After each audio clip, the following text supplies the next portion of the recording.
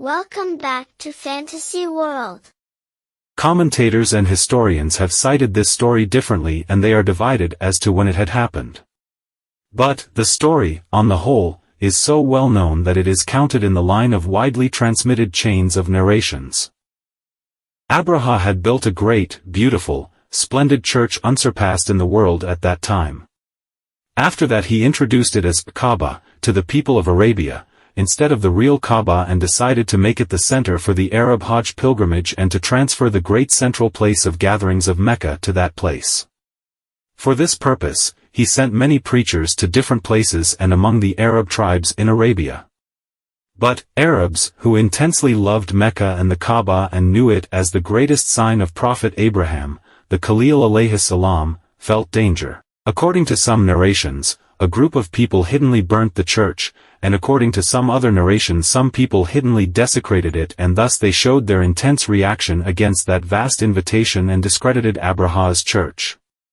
Abraha became very angry and decided to destroy the Kaaba totally, both in order to take revenge, and to attract Arabs to the new temple.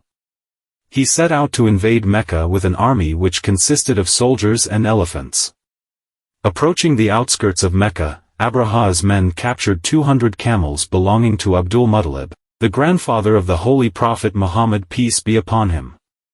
Abraha sent a man to Mecca to find the supreme chief of Mecca and tell him of his intentions of destroying the holy Kaaba, and to inform the authorities that if they did not stand against him he would not kill anyone.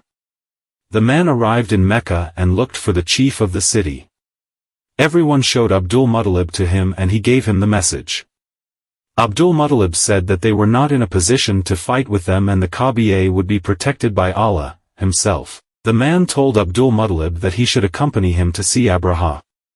When Abdul Muttalib approached the military camp he was received, respectfully, and Abraha gave him an honorable seat near him, and then he asked him about the purpose of his visit.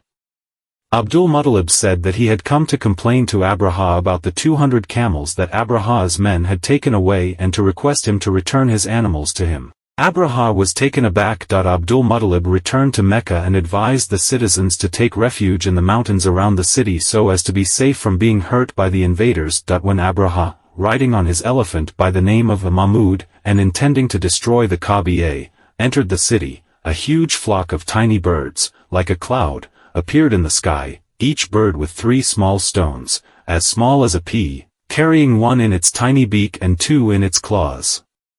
They dropped them on the invading soldiers and they were killed at once. Abraha tried to go forth on elephant back, but the animal did not move until it turned its head and moved swiftly toward Yemen, and there Abraha, too, died in Sana'a, the capital of Yemen. In the first verse of this surah, the Holy Prophet, is addressed and questioned, "Have you not seen how your Lord dealt with the companions of the elephant?